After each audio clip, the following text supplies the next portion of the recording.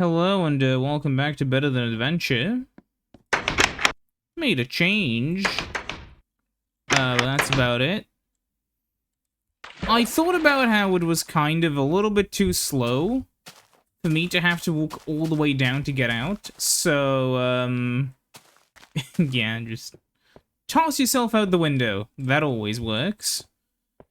So, if I remember correctly, because I did do some off-camera mining, last time I was here, I lit up that island and fixed up the sand situation so that we no longer have those issues, and made this. And between then and now, I was thinking about what I can do with this little space here. And I think I'm going to leave that for later. You see, there's also this here, which should stop mobs from breaking in. Sounds like someone's breaking in. But, yeah, like... At that point, we, There's things on the microphone. That's, concerning. At some point, you start thinking, okay, where do we make the border between the rest of the, let's just call it the continent? Also, oh, look, there are thin gashes of limestone in the environment. How interesting. You know, there's a question, where do I, try to, quote-unquote, expand to versus... Oh yeah, I also may have done this a little bit, but the question is, you know, how far do I want to even expand on this relatively bumpy environment before we decide this is our base, this is the wilderness? And honestly, I think I'm going to, like, stop at this ridgeline.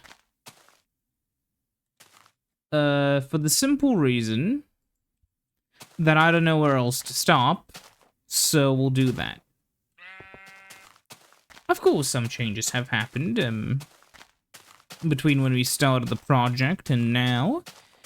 For one, when I was originally designing this, I did not have the, roof windows in mind, and while the roof windows do make it look a little bit weirder, they do really help the theming not look like ass. We also need a new, axe. But yeah, like, they really... I think I'm gonna use... Let's see. Because, yeah, like, if I wasn't gonna use, the normal sorta... if I wasn't gonna use those windows, not only would I have a lot of windowless rooms up there, which... are good if you're, like, if you're, like, in the Victorian era, and one of your children has a disability, and you're trying to hide them from the world, which, was a real thing that people used to do. And now you may be thinking, wow, that sounds horrifying. Yeah. It very much so was. And, essentially... I'm not going to be doing that. Instead, I'm going to be chopping some trees, and then, well, we'll have to think of what to build. Obviously, you know, I wanna make, like, a building here, building there, whatever. Because this is supposed to be, like, you know, the luxury, fancy, elite area. You know? So we'll have to see. I'll have to think. Definitely, I don't want there to just be, like, complete wilderness around the mansion. I know that, like, you know, in Resident Evil, the, spooky, scary Spencer mansion had, like, you know, basically just the woods around it. But, like, you know, I think it's a lot more reasonable to assume the mansion would have, like, other supporting buildings around it. Especially when it's so huge. Granted, my mansion is a lot smaller than the Spencer mansion in terms of, like... Because of, like, you know, because Minecraft is, a meter-by-meter game. This is probably a lot larger in terms of the actual scale, but in terms of the room size, it's more also like, you know, very obviously the developers of Resident Evil had to make the environment fit a survival horror game, while I just need to make the environment function. But yeah, I'm gonna be doing something which I like to call very slight terraforming. So mobs can't, you know, jump down from here. We'll be utilizing this method a lot, because I just really want a safe working environment, which is easier said than done in a game like Minecraft. That is kind of one of the more annoying aspects of all Minecrafts.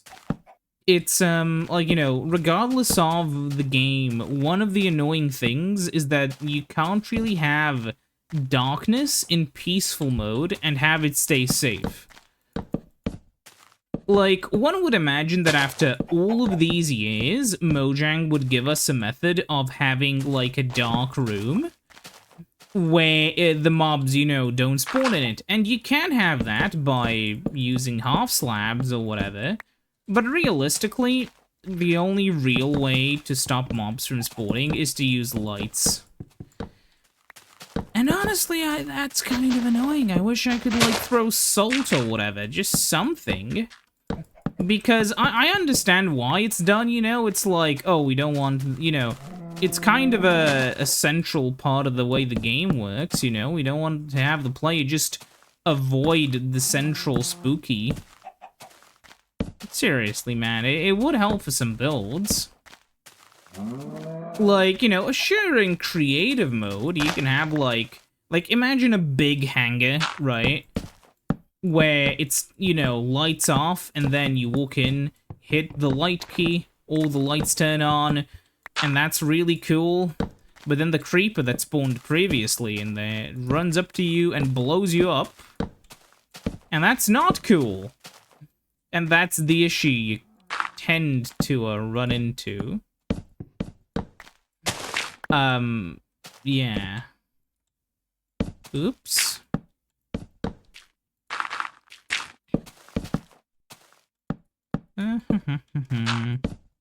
Oh yeah, speaking of Minecraft, at the time I'm filming this, which is Friday the 13th, Mojang have, for some reason, disabled whatever authentication servers linked to, like, specifically the ones that Better Than Adventure was using. I don't understand why.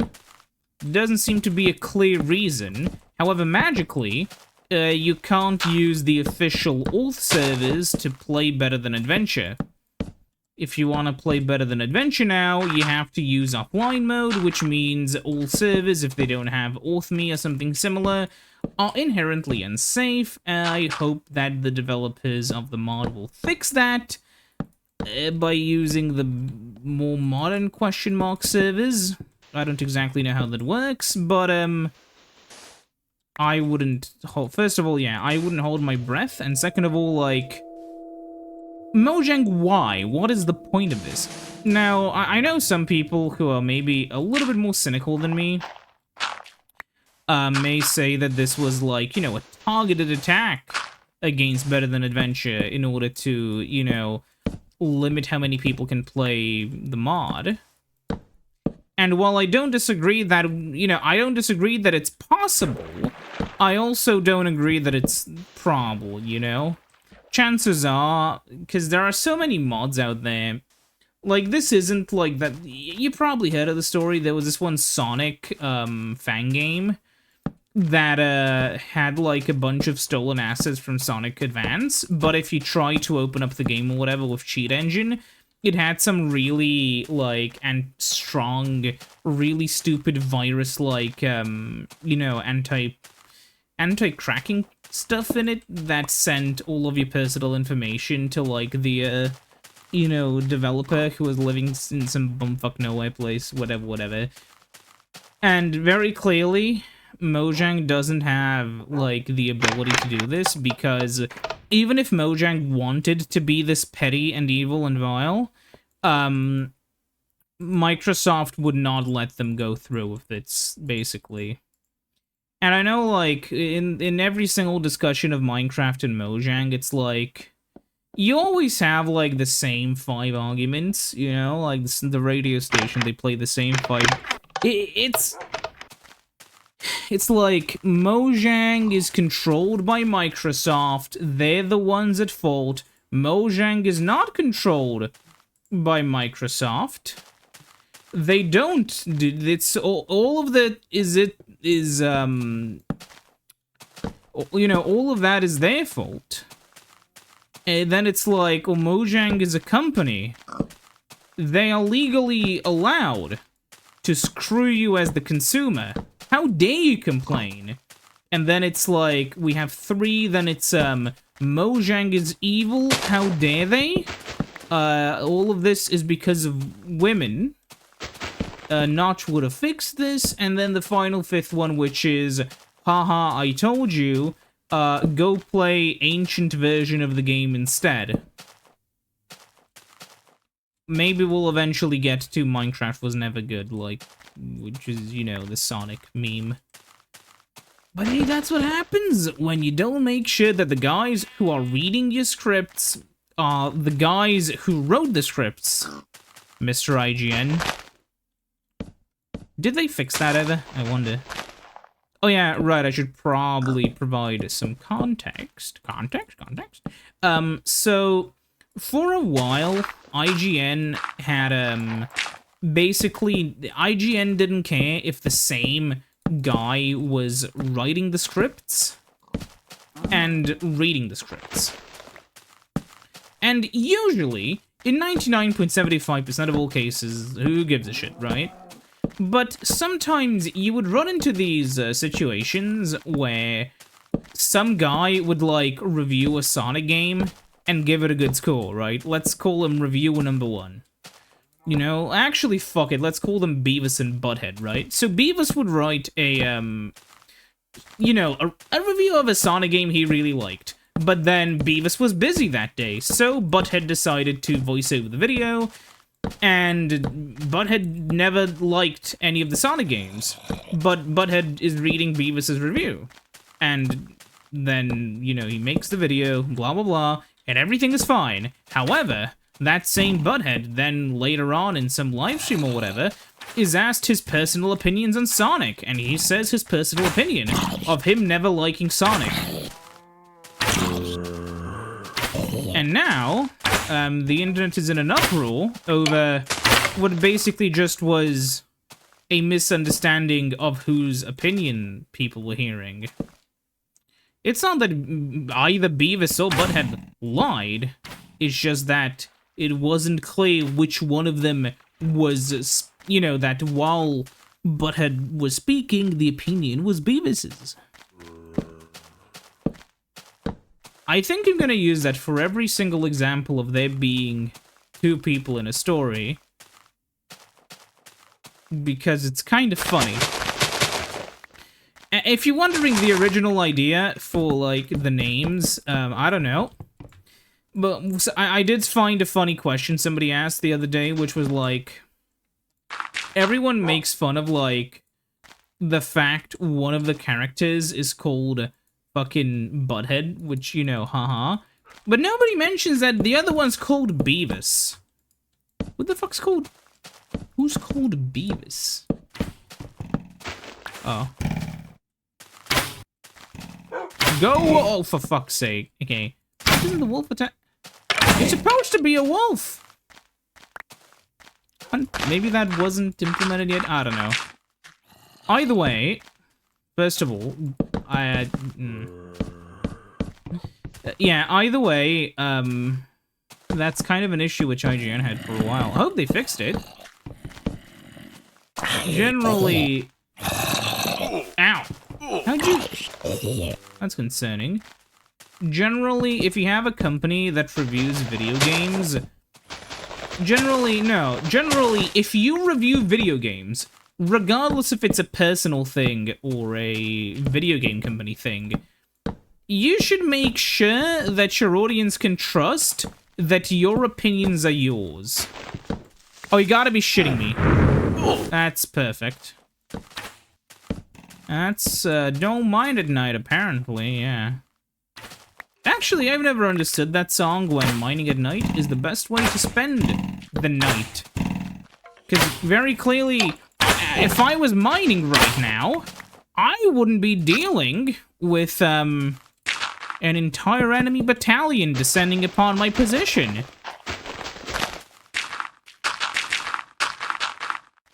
Honestly, the fact you can't sprint makes creepers way more insufferable.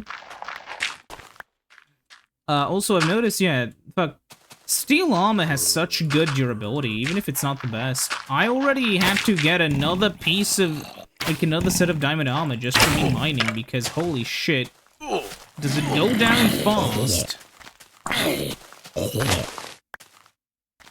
Yeah, I'm gonna have to,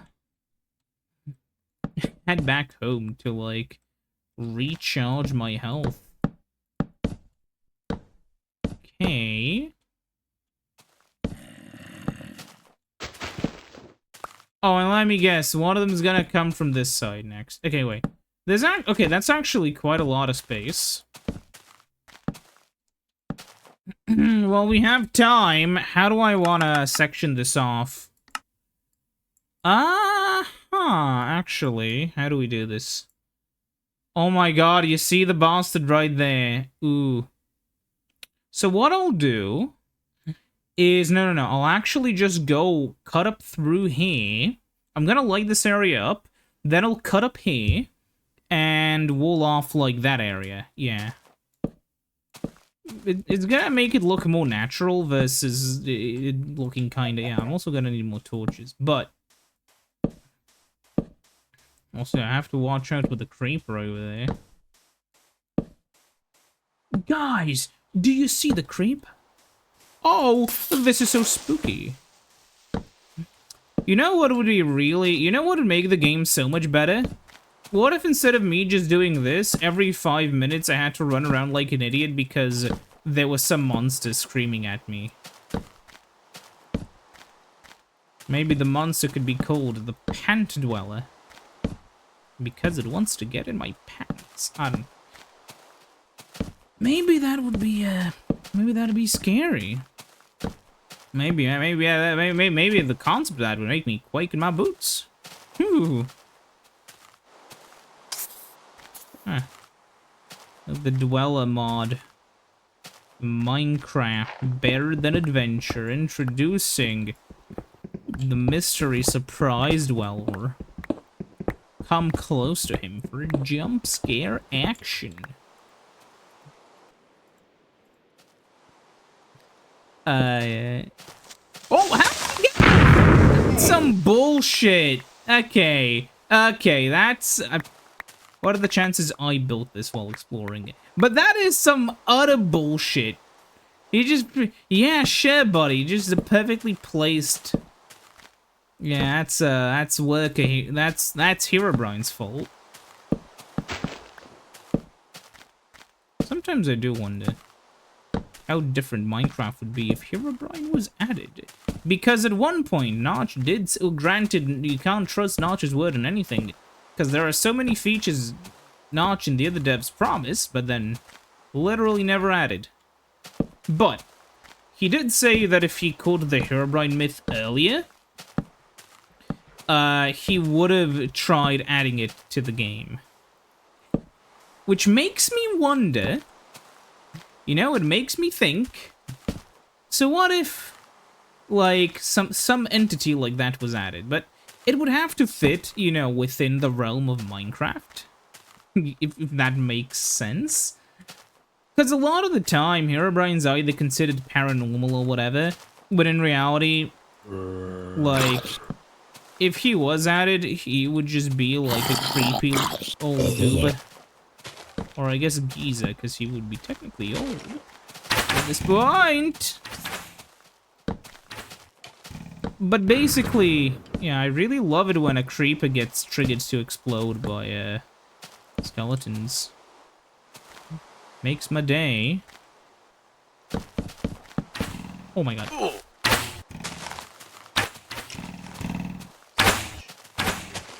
Come on, shoot each other, shoot each other, shoot. Yeah, okay.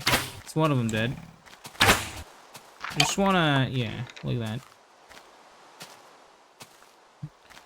Now you may be wondering, was this more intelligent than me just going to sleep in the game? The answer was obviously a no. I should have slept. However, real gamers know that reason is merely a reason not to reason. Gotta be shitting me. I'm never getting this wall finished, am I? Oh, of course, yeah. Bust a hole in my fucking wall while I'm not here. Honestly, yeah, I don't understand why they made, maybe this was removed.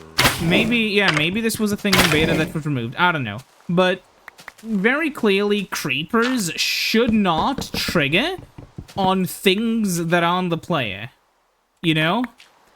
Because nobody wants to just have a part of their base randomly explode when a skeleton just decides to shoot a creeper. You know, generally having elements of the game out of the player's control that just kind of fuck the player are considered bad game design. Is there like a pig here I can set on fire? Anyway.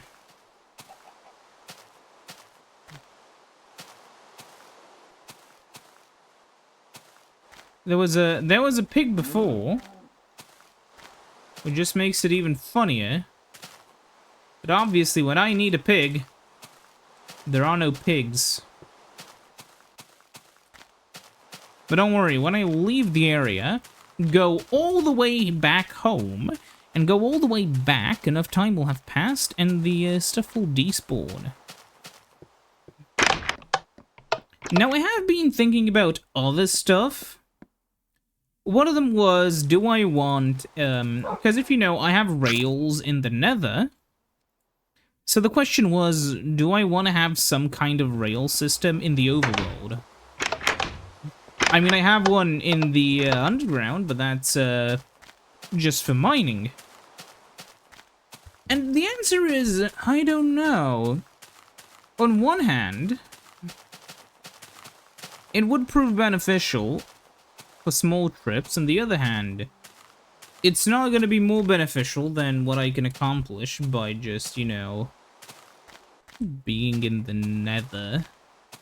Because remember, even if I can ride a minecart, it doesn't, you know, like, a minecart in the overworld does not drive at 4 times the speed. Sorry, no, at 8 times the speed of me walking.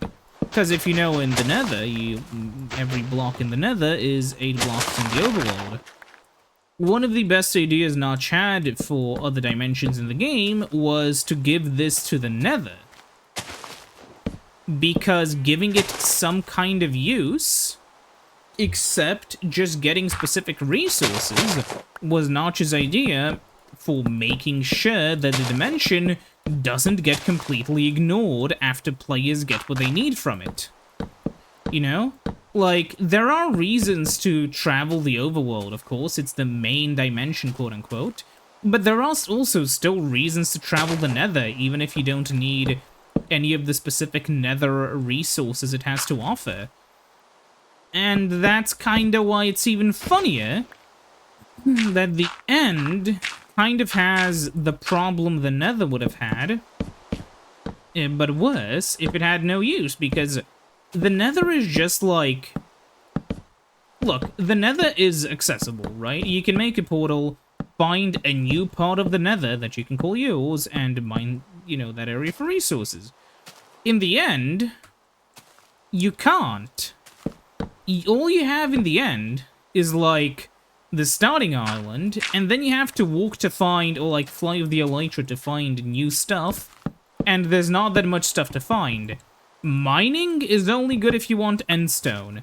the only real resources the end has to offer, quote-unquote, are new elytras, you know, enchanted tools, which you can get from anywhere else, and you can, you know, use mending on elytras like a normal person. And generally, yeah, like, what are you even in the end for, like, past a point?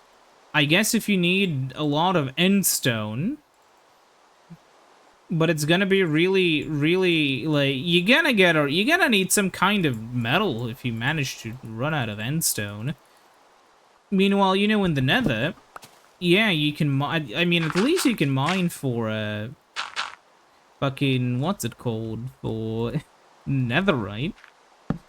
I mean, yeah, it isn't the best idea, and there are issues with netherite as a concept, because it's, you know, kind of annoying to get, and then you have to spend so much time, you know, you have to just spend so much time mining so you can get it, but then you die and lose it easily, and, like, netherite is kind of so...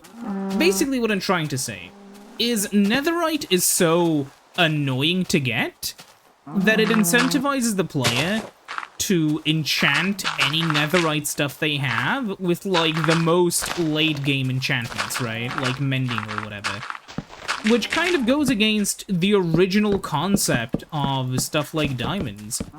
Because, yeah, diamonds are rare. You know, that's why the diamonds.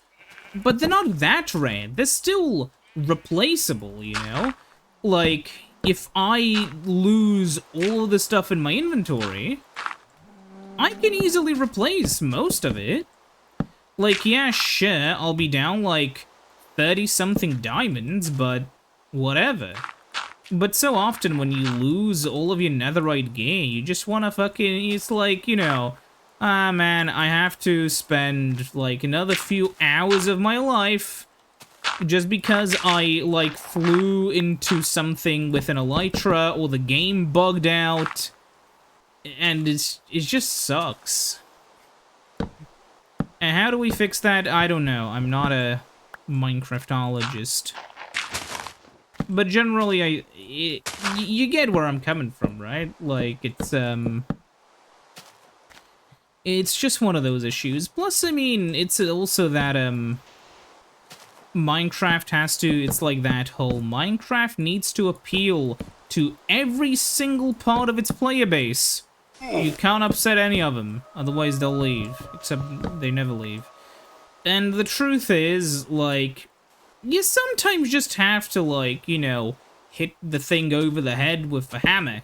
And do it anyways. Because people don't like good ideas until they get to try them. And then they'll have to decide then. Because, you know, people normally just don't like changes. It's like how Windows 11 is better than 10 in basically every single way. And it turns out a lot of people don't like 11. And when asked why, they just kind of parrot whatever some influencer guy told them. Oh, but it has, bloatware. Which bloatware? Candy Crush. Except it's not installed. That's just what some laptop manufacturers bundle with their, you know, computers. Laptops in this case, I guess. You know, it's not a thing Microsoft does. And they're like, oh, Copilot? Yeah, a fucking web link that you can open if you want. And then it just continues, you know, it's, yeah. Speaking of, I've seen some stuff about Mario Kart World, and it's hurting my mind. There are, like... The issue is, you kind of run into this issue where there are a lot of, like, Sony and Xbox fans, which I don't know how you can be a fucking... Honestly, well, I was gonna make the joke, I don't know how you can be a fucking Xbox fan, but, like, really, the question goes for either. How can you be a fan of either? What do you play? What do you actually play on a fucking... yeah. Oh, I play Fork Knife. No, come on now. But seriously, like, there's this little known issue where a Mario Kart World is, from what I've seen, from people who I trust aren't, you know, rage baiters.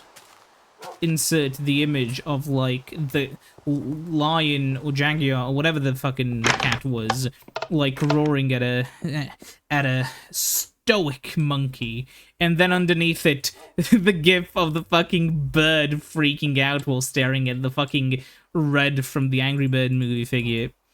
I'm not going to add that in post. I need you to, use your internet detective skills to find the meme. Anyways, so yeah, there's some of that going on, but from the reviewers I actually trust, and from the generally, like, you know, people whose opinions I trust are genuine, because that's what I want, even if I disagree with someone.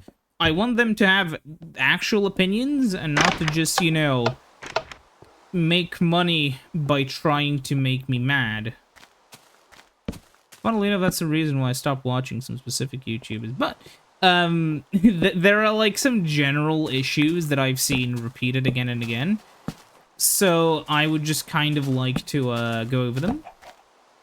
First off, I've seen that people talked about the 24-player mode, and an interesting consensus that I've seen...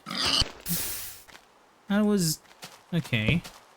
An interesting consensus I've seen is that the 24-player thing is okay, but the issue isn't that, the issue is the everything else. Apparently, like, the tracks are way too wide, which they did in order to make sure, you know, the players, you know, because there's 24 players, but it doesn't really work that way most of the time, because, you know, you're not grouped up in a pack, you're often, you know, separated.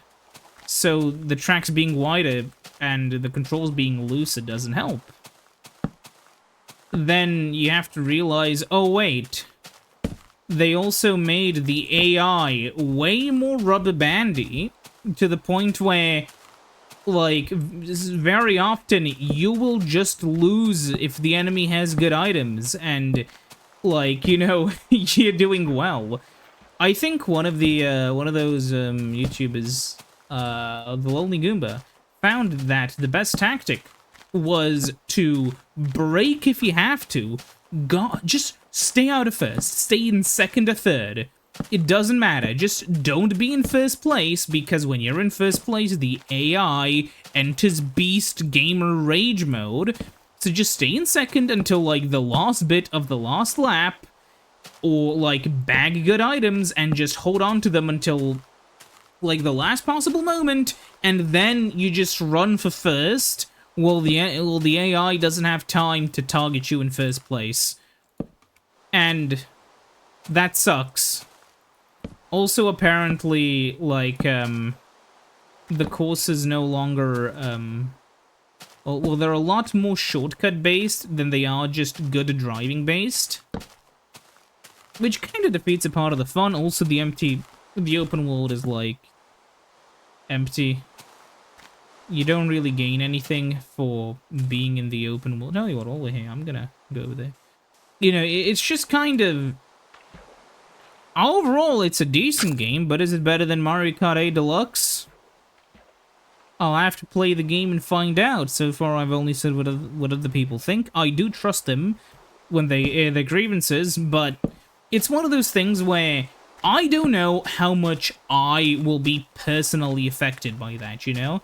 Like, my favorite set, when I played 8 Deluxe, was, well, 8 in general. I basically only drove Rosalina on the jet bike. I drive inwards drifting vehicles because they have really tight drifts, and that gives me a level of control that I otherwise wouldn't have. I don't even know if they exist in Mario Kart World. But it is what it is. I mean, if you want to have my personal take, just try to ignore the rage baiters. Anyways, I'll see you next time. I'm gonna try not to be mulched by that thing. Bye-bye.